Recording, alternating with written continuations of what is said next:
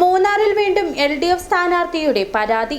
UDF സ്ഥാനാർത്ഥി വിജയിച്ചത് പാരിതോഷികങ്ങൾ വിതരണം ചെയ്തെന്നാണ് മൂന്നാർ ഗ്രാമപഞ്ചായത്തിലെ 10ാം വാർഡിൽ നിന്നും മത്സരിച്ച LDF സ്ഥാനാർത്ഥി നടരാജന്റെ പരാതി.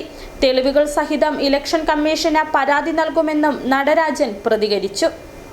മൂന്നാർ ഗ്രാമപഞ്ചായത്തിലെ 10ാം വാർഡിൽ നിന്നും മത്സരിച്ച LDF സ്ഥാനാർത്ഥി നടരാജൻ UDF സ്ഥാനാർത്ഥിയോട് പരാജയപ്പെട്ടത് 79 വോട്ടുകൾക്കാണ്.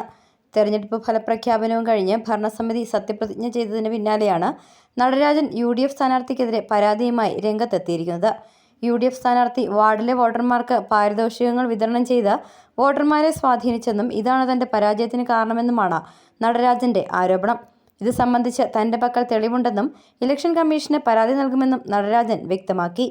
UDF வேட்பாளர் ஒரு வேட்பாளரும் இருந்தார்.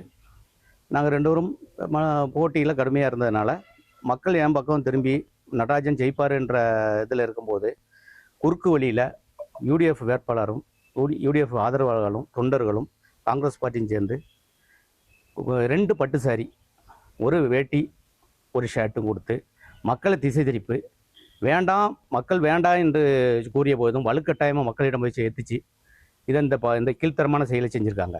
இது எனக்கு வீடியோ சகிதம் என் கையில் இருக்குது. இதை எலெக்ஷன் கமிஷன் கொடுத்து இதை எலெக்ஷன் கமிஷன் நல்ல தக்க நடவடிக்கை எடுக்கணும். இதுக்கு ஒரு நல்ல நியாயமான தீர்ப்பு எனக்கு இந்த 10ാം വാർഡുക്കും இந்த മൂലക്കടയ്ക്കും എങ്കിൽ LDF പാർട്ടിക്കും ഒരു ന്യായமான ഒരു തീർപ്പ് വേണം. അതേസമയം തെരഞ്ഞെടുപ്പ് സമയത്തോ ഫലപ്രഖ്യാപനത്തിന് ശേഷമോ പരാതി ഉന്നയിക്കാതെ നിലവിൽ തെരഞ്ഞെടുക്കപ്പെട്ടവർ സത്യപ്രതിജ്ഞ ചെയ്ത് ചുമതലയേറ്റതിനു ശേഷം പരാതിയുമായി രംഗത്തെത്തുന്നത് രാഷ്ട്രീയ നീക്കത്തിന്റെ ഭാഗമെന്നാണ് UDF പ്രാദേശിക നേതൃത്വത്തിന്റെ നിലപാട്. City vision, Munnar.